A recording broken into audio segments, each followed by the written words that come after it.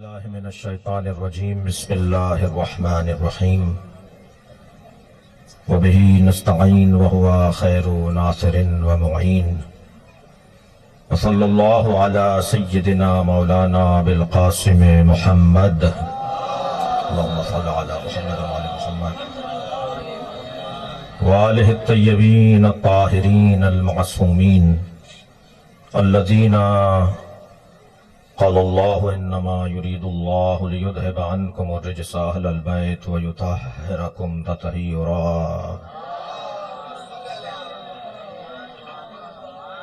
ولعنة الله على أعدائهم أجمعين من يوم عداوتهم إلى قيام يوم الدين.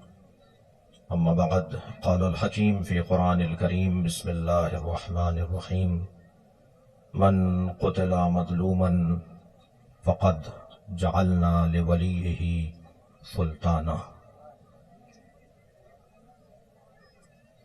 پروردگار عالم نے روئے زمین پر جسے سب سے زیادہ عزت عطا کی ہے اسے مظلوم کہا جاتا ہے.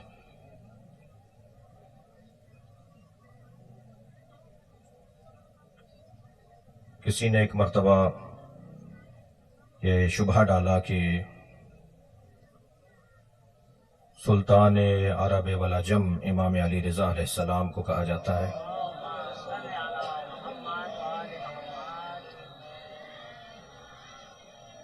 یا ہمارا نام بھی کچھ اس طرح کا ہے تو سلطان اور ملک اور بادشاہ اور اس طرح کے جو نام ہوتے ہیں وہ صرف اللہ کے ہونے چاہیے اور اللہ ہی کے ہیں. ان کے علاوہ اس کے علاوہ کسی کو ملک، بادشاہ، سلطان کہنا یہ صحیح نہیں ہے.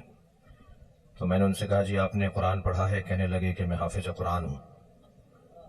تو میں نے ان سے کہا کہ پھر آپ اگر حافظ قرآن ہیں تو سورہ مبارکہ آل عمران کی یہ آیت میں آپ کو پڑھ کے سنا رہا ہوں، اس کا ترجمہ اور اس کی تشریح و تفسیر کر دیجئے.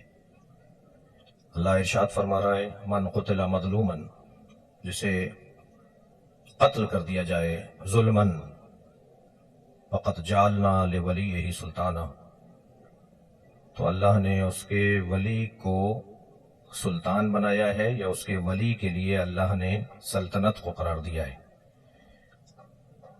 آپ کو امام رضا کا نام سلطان عرب والعجم سمجھ میں نہیں آ رہا. ہم یہ اعزاز رکھتے ہیں کہ جنہیں مانتے ہیں وہ سب کے سب مظلوم ہیں اور مظلوموں کو اللہ نے سلطان بنایا ہے. اللہ کے نزدیک اگر کوئی بادشاہ ہے، سلطان ہے، حاکم ہے، ملک ہے، اللہ نے جنہیں بنایا ہے وہ مظلوم ہیں. لہذا مظلوموں کو جو عزت اللہ عطا کرتا ہے، جب طے کر لیا اللہ نے کہ انہیں عزت عطا کرنی ہے تو پھر کسی کی بے توجہی، غفلت یا ارادی طور پر توہین، بے ادبی جو مسلسل کچھ دنوں سے ہم دیکھتے آئے. ہم سے سوال ہوا کہ مطالبہ ہے کہ وزیر اعظم پہنچیں وہاں پر، تو اس مطالبے کے بارے میں آپ کیا کہتے ہیں؟ میں نے کہا جی وزیر اعظم ہو، صدر ہو، آرمی چیف ہو، یہ جو سربراہان مملکت ہوتے ہیں، یہ مملکت کے سربراہ، سرپرست، حاکم، باپ، ماں، ریاست ماں ہے نا، تو پھر بچہ کس سے کہے گا بات؟ شہری کس سے بات کریں گے؟ کس سے مطالبہ کریں گے؟ اور کیوں نہیں جائیں گے وہ وہاں؟ یا آپ نے خواہ کے خود ساختہ غیر معقول پروٹوکول کیوں بنائے ہوئے ہیں کہ صدر وہاں نہیں جائے گا اور وزیر اعظم وہاں نہیں جائے گا؟ کیوں نہیں جائے گا؟ کہنا جی یہاں جائیں گے تو پھر دوسرے بھی بلائیں گے تو کیا ہوگا؟ دوسروں کے پاس بھی جاؤ، وہ شہری ہیں اس ملک کے. جو بھی مظلوم، اچھا آپ نے ڈاکوؤں کو بقول آپ کے اور مظلوموں کو ایک کر دیا؟ آپ کے نزدیک جو غلط لوگ ہیں وہ اور مظلوم ایک ہیں؟ یقیناً یہ تعبیر اور یہ انداز ناگوار ہے. اللہ نے حکومت دی ہے مظلوموں کو، اللہ نے اولویت دی ہے مظلوموں کو. اللہ چاہتا ہے مظلوموں کی بات. لا يحب اللہ، سورہ مبارکہ نساء آیت نمبر 47، لا يحب اللہ الجہر بالسوء من القول، اللہ کو اونچی آواز میں کوئی بات جو کسی کو ناگوار گزرے پسند نہیں ہے.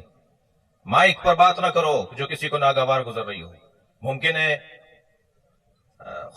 خوش فہمی رکھتے ہوئے کہہ رہا ہوں، ممکن ہے پورے پاکستان میں جو اس وقت دھرنے ہیں، کوئٹہ کے ہزارہ برادری شیعہ مومنین کی حمایت میں، مظلوموں کی حمایت میں، اس میں نوحے ماتم تقریروں کی آوازیں بہت سے لوگوں کو ناگوار گزر رہی ہوں۔ قرآن کیا کہہ رہا ہے؟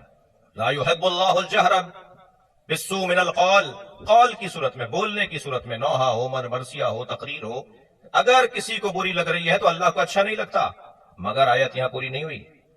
الا من ظلم، مگر جس پر ظلم ہوا ہے، منطوق کا مفہوم یہ ہے، جس پر ظلم ہوا ہے وہ اونچی آواز میں بات کرے، چاہے کسی کو برا لگ رہا ہو، اللہ کو اچھا لگتا ہے۔ لہٰذا ہم کسی کو برا لگ رہا ہے، ہم کسی کے ذمہ دار نہیں ہیں، ہم پابند حکم الہی ہیں۔ اللہ کیا چاہتا ہے؟ اللہ چاہتا ہے مظلوم بولے، اللہ چاہتا ہے مظلوم کی بات کی جائے، مظلوم کے حق میں بولا جائے۔ عزیزان گرامی، بہت زیادہ اس معنی میں لفظ خوشی کا استعمال کرنا میرے لیے تلخ ہے کہ مذاکرات کامیاب ہو گئے، وزیر اعظم کوئٹہ پہنچنے کی خبریں ہیں۔ میرے لیے کوئی یہ خوشی کا لفظ، ہم میں سے کسی کے لیے بھی کوئی لفظ یہ مناسب نہیں ہے۔ وہ مسنگ پرسن کی مائیں جو یہاں بیٹھی ہیں، وہ مسنگ پرسن کی بچیاں جو پورے پاکستان میں اپنے عزیزوں کی یاد میں، انتظار میں اپنی آنکھیں ڈیوڑی پر بچھائی رہتی ہیں، میں دسیوں ماؤں کو جانتا ہوں جو روتے روتے مر گئیں کہ ان کا بچہ کب آئے گا، نہیں آئے۔ یہ ہمارا ظاہری طور پر دھرنا وہاں چونکہ اعلان ہو گیا ہے، تو ظاہری طور پر ہمارا دھرنا نوحہ اور ماتمداری کے بعد شاید پورے پاکستان سے ختم ہو جائے، لیکن نہیں، ابھی احتجاج تو شروع ہوا ہے۔ اب انشاءاللہ ایک دوسرے مرحلے میں ہم اپنی قوم کی حقوق کی بحالی میں داخل ہوں گے، اور پورے پاکستان سے جن لوگوں کو تم نے گم کیا ہوا ہے، نہیں معلوم وہ کہاں ہیں، ہم ہرگز یہ نہیں کہہ رہے کہ انہوں نے اگر کوئی جرم کیا ہے تو انہیں سزا نہیں ملنی چاہیے، ہم تو صرف اتنا کہہ رہے ہیں کہ انہیں عدالتوں کے سامنے پیش کر دو۔ اگر وہ مجرم ہے تو ہم بھی تماشا دیکھیں گے ان کی سزاؤں پر، ہم بھی کوئی تم سے یہ مطالبہ نہیں کریں گے کہ اگر مجرم ہے تو انہیں، ہم تو علی کے چاہنے والے ہیں، ہماری تو الف بے یہ ہے کہ ظالم سے نفرت کرنا، مظلوم سے پیار کرنا۔ تشیع کی الف بے ہے، جو الف بے سے آگاہ اور آشنا نہیں ہے وہ شیعہ نہیں ہو سکتا۔ اگر ظالم ہمارے حلیے میں ہے تو ہم اس کے ساتھ نہیں کھڑے ہوں گے، اور مظلوم اگر ان کے حلیے میں ہے تو ہم اس کے ساتھ کھڑے ہوں گے۔ ہمیں مظلوم کے ساتھ کھڑا ہونا ہے، چاہے مظلوم ہندو ہو، عیسائی ہو، سکھ ہو، سنی تو ہماری جان ہے، مظلوم بلوچ ہو، مظلوم پختون ہو، کوئی بھی مظلوم ہو، مولا علی کے حکم کے مطابق ہم مظلوم کے ساتھ کھڑے ہیں، اور ظالم سے ہماری نفرت، یہ قاعدہ قانون یہ علی مولا کا دیا ہوا نظام ہے، کونا للظالم ختما وللمظلوم عونا، ہمیشہ ظالم کے خصم اور دشمن رہنا اور مظلوم کے حمایتی اور مددگار رہنا، یہ ہماری الف بے ہے، یہ تشیع کی الف بے ہے۔ فلسطین میں ایک گھر بھی شیعوں کا نہیں ہے، فلسطین میں ایک گھر شیعوں کا نہیں ہے، مگر سب سے زیادہ فلسطینیوں کی اگر کوئی حمایت کرتا ہے تو وہ علی کے مرید ہیں، وہ مولا کے چاہنے والے ہیں۔ وجہ کیا ہے؟ حکم ہے مولا کا، وصیت ہے مولا کی، حکم ہے مولا کا کہ مظلوموں کا ساتھ دینا ہے، بس ساتھ دینا ہے۔ یہ بھی مسئلہ ہمارا بہت، میں شکر گزار ہوں رسانوں کا جو تشریف فرما ہوئے اور آج سارے دن پوچھتے رہے کہ ہم کہاں پہنچ رہے ہیں اور کہاں خطاب کریں گے۔ میرے لیے اور جگہوں پہ جانا بھی آسان تھا، مگر احترام میں اپنے دوستوں کے میں یہاں حاضر ہوا۔ اور عزیزو، اس 6 دن کے عمل نے جو کوئٹہ میں دھرنا ہوا، جو شہداء کی تدفین کا عمل کل صبح تک عمل انجام دیا جائے گا، اس نے ہمیں بہت کچھ سکھایا ہے، اس نے ہمیں بہت کچھ سکھایا ہے، اور ہمارے دشمنوں کو بھی بہت کچھ سکھایا ہے، اور ریاست کو بھی سبق پڑھایا ہے، حکومت پاکستان کو سبق دیا ہے۔ ہماری آپ کی دوستی اس ملت کی بنیاد پر ہے۔ میں ایک چھوٹا سا ذاکر اور خطیب، میرا عنوان، میری شناخت ایک ذاکری کی ہے، نشتر پارک کے ممبر سے بھی کہہ چکا ہوں، اور 85 جگہ کے لیے بن چکے ہیں کہ جس ممبر پر ہم بیٹھے ہیں اس سے اونچی کرسی نہیں ہے، تو پھر ہمیں کرسیوں کی کیا تلاش ہے؟ چھوٹی باتیں کرتے ہو، سینٹ کی بات اور اسلامی نظریاتی کونسل کے چیئرمین شپ کی بات، یہ تو ہم جسے مسکرا کے دیکھ لیں گے وہ سینیٹر ہو جائے گا۔ ہمیں کوئی لالچ نہیں ہے، کوئی مطلب نہیں ہے، کوئی ایجنڈا نہیں ہے، اور نہ ہی کوئی کسی ٹائٹل کا ہمارا ایجنڈا ہے، قیادت کا اور رہنمائی کا اور سیکرٹری جنرل شپ کا کوئی ایجنڈا نہیں ہے۔ فقیروں کی اولاد ہوں، فقیر رہنا چاہتا ہوں، لہذا غلط فہمیاں دور کریں۔ سب سے پہلا سبق تو دیا ہے ہم نے پاکستان کی حکومت کو اس قوم کو پہچانو. تم علی کو کیا جانو گے؟ انہیں پہچان لو تو ڈبل پی ایچ ڈی ہو جاؤ گے. اس قوم کو پہچانو. جتنا ان پر تم دباؤ ڈالو گے یہ اتنا ہی پھیلتے چلے جائیں گے. 50 سال پہلے آسٹریلیا میں امام بارگاہ نہیں تھے. 40 سال پہلے کینیڈا میں امام بارگاہ نہیں تھے. تم نے پاکستان میں اتنا مارا پوری دنیا میں تشیع پھیل گئی. ہمارے خون کا اثر اہل بیت کے مکتب کی تبلیغ ہے. ہمارا دشمن اول تو پاکستان میں اپنا دشمن، ہم اپنا دشمن کسی کو نہ مانے. کوئی ہمارا دشمن نہیں ہے پاکستان میں. اور اس کی وجہ یہ ہے کہ اتنا بے وقوف ہے جو ہماری دشمنی کا ٹائٹل لیے پھرتا ہے. وہ ہمیں مار کر مسترب ہے، ہم مر کے مطمئن ہیں. پورا پاکستان ایک حوصلے کے ساتھ، ایک ہمت کے ساتھ. تو ایک ریاست کو پیغام، ایک حکومت کو پیغام گیا ہے کہ یہ قوم منظم قوم ہے. اسی وقت یہاں ایم ڈبلیو ایم کے دوست بھی ہوں گے، آئی ایس او کے دوست الحمدللہ موجود ہیں، شیعہ علماء کونسل کے دوست ہوں گے، ہماری جعفری الائنس کی تمام تر قیادت یہاں تشریف فرما ہے، ہماری ساری جماعتیں یہاں موجود ہیں اور اسی کیفیت میں سارے دھرنوں میں موجود ہیں. حضرت مولانا شبیر رضا صاحب تشریف فرما ہیں، شخصیات تشریف فرما ہیں. کون کہتا ہے ہمارے درمیان اختلاف ہے؟ جس اختلاف کو تم ہوا دیتے ہو وہ اختلاف تو سگے بھائیوں میں بھی ہوتا ہے، وہ اختلاف تو بہن بھائیوں میں بھی ہوتا ہے، وہ اختلاف تو میاں بیوی میں بھی ہوتا ہے. وہ سلیقے کا اختلاف ہے. میں چاہتا ہوں نمائش چورنگی تک پہنچوں تو فضائی اور ہوائی پلوں سے پہنچوں، اور آپ کہہ رہے تھے کہ نہیں ہم نیچے والے رستے سے جاتے ہیں. دونوں کا منزل دونوں کی ایک ہی ہے، رستے دونوں علیحدہ علیحدہ ضرور لے رہے ہوں گے، ہدف ہم سب کا ایک ہے. تو ایک تو حکومت اور ریاست کو ہماری طرف سے پیغام، پورے پاکستان کے شیعوں کی طرف سے سلام پیش کرتا ہوں. دونوں ہاتھوں سے سلام پیش کرتا ہوں اپنا ایک حقیر سا اور کمزور سی آواز اور لہجے میں کہ آپ نے آبرو بڑھائی. ایک مرتبہ پھر آپ نے ایک مرتبہ پھر یاد دلا دیا کہ مفتی جعفر حسین کے زمانے میں حکومتوں کو کیسے ہلایا گیا تھا.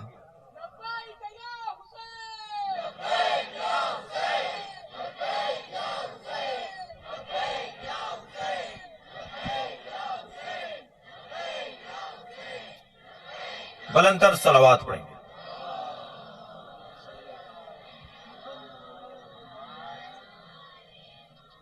ہم نے پاکستان میں موجود تکفیریوں کو بھی پیغام دے دیا. اس سانحے کی وجہ سے یہ 6 دن جو ہمیں لگ گئے کہ ہم بیٹھے اور احتجاج کا عمل مکمل کیا، اس کی ایک بڑی وجہ یہ تھی کہ اپنی نوعیت کا یہ پہلا واقعہ ہوا ہے.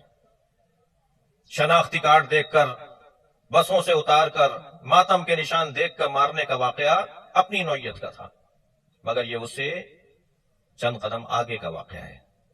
ہاتھ باندھ کر اس چھری سے گلے کاٹے ہیں جس چھری سے بلا تشبیہ، مجھے میرے شہیدوں کی روحیں معاف کریں، جس چھری سے جانور کا گلا نہیں کاٹا جاتا. غریب مزدور کان کن، کان میں اترنا ایک ہولناکی کی کیفیت ہوتی ہے. خاص طور پر یہ کوئلے کی کان میں جو لوگ اترتے ہیں ایک خوف کی کیفیت ہوتی ہے. حق حلال کی کمائی کی اس سے اچھی مثال نہیں ہوگی. جو لوگ حق حلال کی کمائی کی خاطر اس مشقت آور اور طاقت فرسا کام میں مصروف تھے. تکفیریوں کا پیغام جائے، تمہیں انتہائی ذلت کا سامنا کرنا پڑا شام میں، تمہیں انتہائی خواری اٹھانی پڑی عراق میں، اب آ جاؤ پاکستان میں، ہم عراق اور شام سے کم نہیں ہیں. تم نے ایک واقعہ یہ کر کے دیکھ لیا کہ آبرو ہماری بڑھ گئی، احترام ہمارا بڑھ گیا. پورا پاکستان ہماری حمایت میں، تمام سول سوسائٹی، تمام صحافی برادری، تمام ٹی وی چینلز، تمام اخبار کے لکھنے والے. کون سا طبقہ تھا جنہوں نے ان 6 دنوں میں ہماری حمایت نہیں کی، ہم سے پیار نہیں کیا؟ بتاؤ، تم جیتے یا ہم جیتے؟ سلام ان 10 لوگوں کو کہ جن کے جنازے کل دفنائے جائیں گے. انہوں نے اپنی جانیں دے کر پورے پاکستان کے شیعوں کی آبرو بڑھا دی. پیغام دے دیا تکفیریوں کو کہ تم نے پہچاننے میں غلطی کی ہے. یہ وہ ان کے ماننے والے نہیں ہیں جو میدان چھوڑ کے بھاگتے تھے، یہ اس حیدر کرار کے ماننے والے ہیں جو میدان میں ڈٹنا بھی جانتا ہے اور ڈٹنے والوں کو اپنا چاہنے والا مانتا ہے. ایک جملہ کئی جگہ کہہ چکا ہوں، خطیب آدمی ہو، 3 لوگوں کو تو یا علی مدد کہنا ہی نہیں چاہیے. 3 لوگوں کو یا علی مدد نہیں کہنا چاہیے، ایک بزدل کو، ایک کنجوس کو، ایک تنگ نظر کو. بزدل اور علی والا، ڈرپوک اور علی والا. الحمدللہ میں پنو عقیل سے کوئٹہ پہنچا، بائی روڈ گیا اسی رستے سے، مچھ کے رستے سے، اور مچھ کے سامنے والی ہوٹل میں جہاں یہ واقعہ ہوا تھا وہاں سامنے والی ہوٹل میں کھڑے ہو کے چائے پی. سیکورٹی ادارے جو ہمارے ساتھ تھے وہ ہاتھ پیر جوڑے تھے، آگے چل دیجیے، آگے پی لیجیے گا چائے. میں نے کہا میں یہیں چائے پیوں گا. سما ٹی وی میں لائیو بولا ہے میں نے کہ میں وہاں سے گزر رہا ہوں، آؤ مارو آ کے. کوئی اپنا تعریف کرنے کا مطلب نہیں ہے، مطلب صرف اتنا ہے کہ جب تک اس ملک کے اندر ایلیٹ کلاس کے لوگ نہیں مارے جاتے، جب تک اس ملک کے اندر بڑے لوگ نہیں مارے جاتے، 6 دن گزارنے پڑ جاتے ہیں. اگر کوئی مزدور مرتا ہے تو اسے 6 دن میں جا کر حق ملتا ہے، لیکن اگر بڑے خاندانوں کے لوگ مر جائیں تو دوسرے دن ہی اس کے لیے ادارے تیار ہو جاتے ہیں، اس کے لیے تیاریاں شروع ہو جاتی ہیں. تو بڑے لوگوں کو ظاہری طور پر جو بڑے لوگ ہیں انہیں خیال کرنا ہوگا کہ یہ جس مزاج کے لوگ ہیں نا جنہوں نے گلے کاٹے ہیں، آج شیعوں پر انہوں نے حملہ کیا ہے، کل تم سنیوں کو بھی نہیں چھوڑیں گے، کل تم دیوبندیوں کو بھی یہ نہیں چھوڑیں گے. اس لیے کہ یہ جس مزاج کے لوگ ہیں نا اس مزاج میں کسی کی بخشش نہیں ہے. یہ جنونی نہیں ہے، یہ کہیں سے پیسہ لے رہے ہیں، یہ پیرول پر ہیں، یہ تنخواہ ہولڈر ہیں. اب تنخواہ کون دے رہا ہے یہ ریاستی ادارے بتائیں گے، میں ان کے کام اپنے اکاندوں پہ نہیں دینا چاہتا. ایک پیغام تکفیریوں کو دے دیا، ایک پیغام عزیزوں ہم نے بھی لیا ہے اور ہمیں لینا ہوگا. خدا کے واسطے میرے اگر 4 ہاتھ ہوتے نا تو میں چاروں جوڑ کر آپ سے کہتا، خدا کے واسطے جلد بازی نہیں کرو رائے دینے میں، سنی سنائی بات کو آگے نہیں بڑھاؤ، فیک پیغامات کو، جعلی پیغامات کو آگے نہیں بڑھاؤ، بدگمانیاں نہیں کرو، آپس میں وحدت کو خدشے دار اور متاثر نہیں کرو. اپنی جو وحدت، اپنی جو طاقت ہے، اپنا جو پیار ہے، اپنی جو الفت ہے، اپنی جو اتحاد ہے،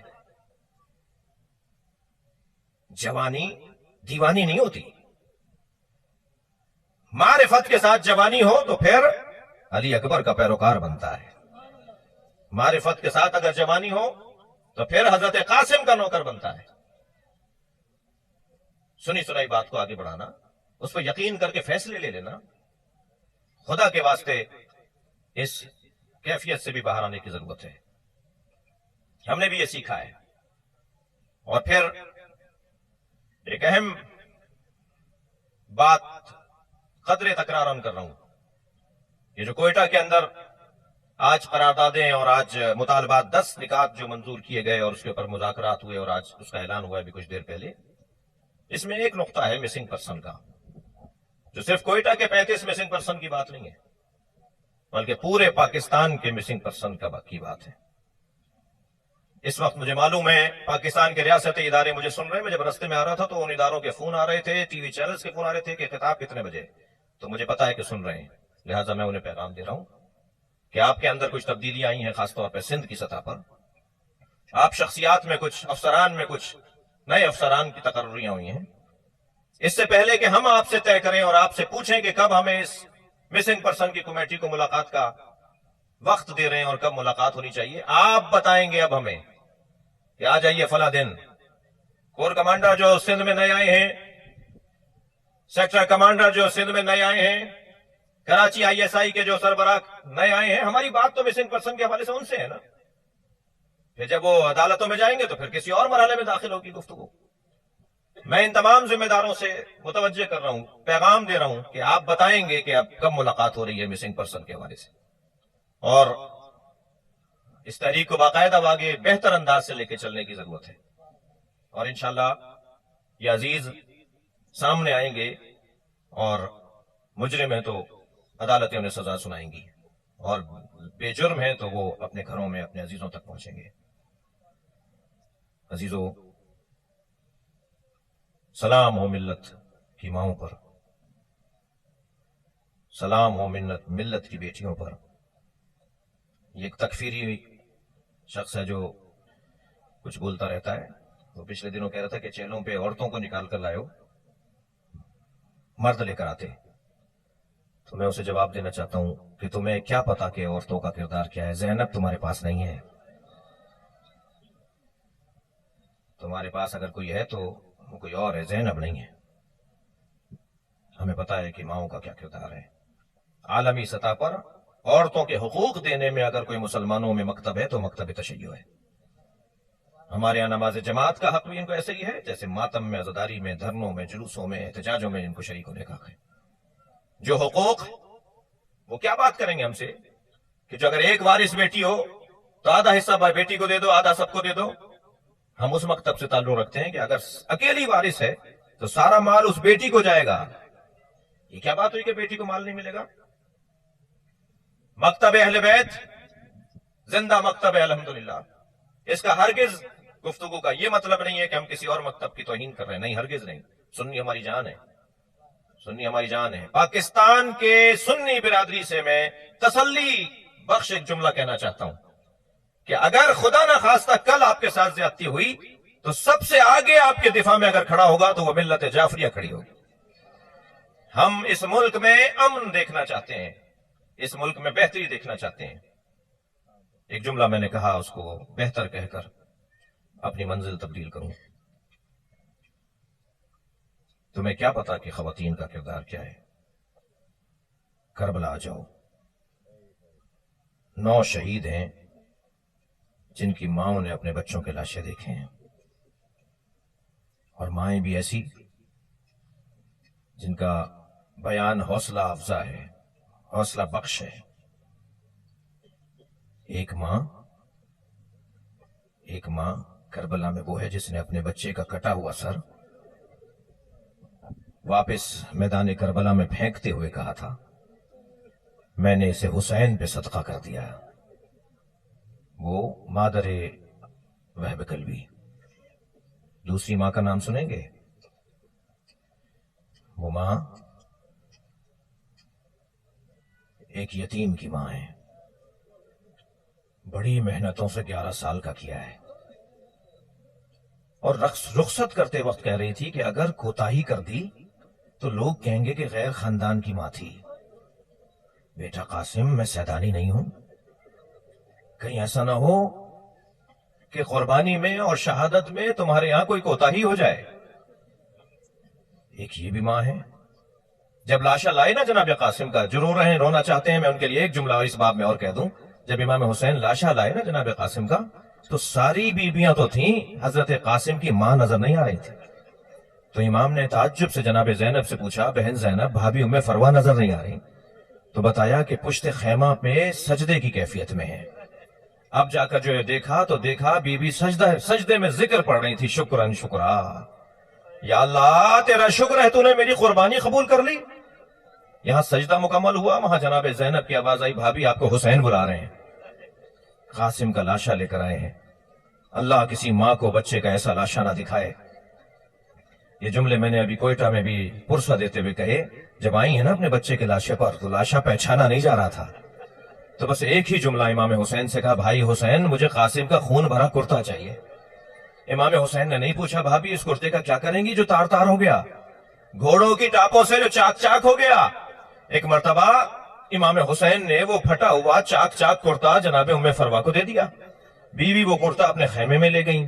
عصر عاشور خیمے لوٹے، یہ قافلہ کوفے سے شام میں اسیر رہا۔ اسیری سے راہی کے موقع پر کچھ تبرکات واپس آئے۔ ہر بیوی نے اپنی اپنی گٹھڑی اٹھائی ہوئی تھی، جناب ام فروہ نے بھی اپنی گٹھڑی سینے سے لگائی ہوئی تھی۔ یہ قافلہ کربلا گیا، کربلا سے مدینہ گیا۔ جب مدینہ پہنچی نا تو فرمانے لگی، میرا اونٹ جنت البقیع لے جاؤ۔ اب جب جنت البقیع پہنچی تو قبر امام حسن کے برابر میں بیٹھ کے گٹھڑی کھولی اور خون بھرا کرتا نکال کے قبر پر پھیلا دیا، اے میرے والی، تمہارے بچے کی نشانی لائی ہوں۔ یہ ماں کربلا میں ہے۔ ایک ماں کا حال اور سنیں گے، جس ماں نے اپنے دونوں بچوں پہ کبھی گریہ نہیں کیا۔ میں آپ مجمع میں مائیں بھی بیٹھی ہیں، میں ایک سوال کروں گا، کیا جناب زینب کے سینے میں ماں کا کلیجہ نہیں تھا؟ لیکن جب بھی انہوں محمد کے سر دیکھتی تھی چہرہ موڑ لیتی تھی۔ زینب اگر روئیں گی تو ام رباب کے لیے کون سہارا بنے گا؟ ام فروہ کے لیے کون ڈھارس بنے گا؟ لیکن ماں تھی نا، جب مدینے پہنچی اور مدینے میں اپنے گھر گئی ہیں تو 2 خالی بستروں کو دیکھا تو آواز لگا کر کہا، عبداللہ، اور نے آخری وقت میں تمہیں سلام کہا تھا۔ ایک ماں تو وہ ہے جو جلے ہوئے چولہے کی لکڑیاں جمع کر رہی، جب کبھی ماؤں کا ذکر کریں تو جناب رباب کو سلام ضرور کریں۔ اللہ اکبر۔ کربلا میں 4 بیٹوں کے لاشیں تو ایسے تھے جن کی ماں نے ان بچوں کے لاشیں نہیں دیکھے۔ روزانہ جنت البقیع جاتی ہیں، انگشت شہادت سے 4 قبروں کے نشان بناتی ہیں اور کہتی ہیں مجھے ام البنین نہ کہا کرو۔ اجرکم اللہ، اجرکم اللہ۔ جو رونے آئے ہیں، جو رونا چاہ رہے ہیں، اپنی آوازوں کو آزاد کریں گے۔ جب آپ بلند آواز سے روتے ہیں تو امام جعفر صادق دعا دیتے ہیں۔ اور عزادارو، ایک ماں کا حال اور بتاؤں، میں نے حرم حضرت معصومہ قم میں آیت اللہ مشکینی سے یہ مصائب سنے تھے۔ وہ فرماتے ہیں جب مولا حسین گھوڑے پہ ڈگمگا رہے تھے، عصر عاشور حسین کبھی دائیں گرنے لگتے تھے اور پھر زین سم پکڑ کر سنبھلتے تھے اور اس جانب اشارہ کر کے کہتے تھے لا واللہ، پھر دوسری جانب گرنے لگتے تھے تو اشارہ کر کے کہتے تھے لا واللہ۔ آیت اللہ مشکینی مرحوم فرماتے ہیں کہ یزیدی لشکر کے سپاہیوں نے یہ تو بتا دیا کہ حسین گرتے وقت اشارہ کر کے کہتے تھے مجھے نہیں چاہیے، نہیں مجھے نہیں چاہیے۔ کون کیا دے رہا تھا جو حسین نہیں لے رہے چاہتے تھے؟ وہ کہنے لگے معرفت سے دیکھو، زہرا آگے بڑھ کے کہتی تھی میری گود میں آ جاؤ، اور حسین کہتے تھے اماں یہ میرا امتحان، مجھے کربلا کی زمین پر گرنے دو۔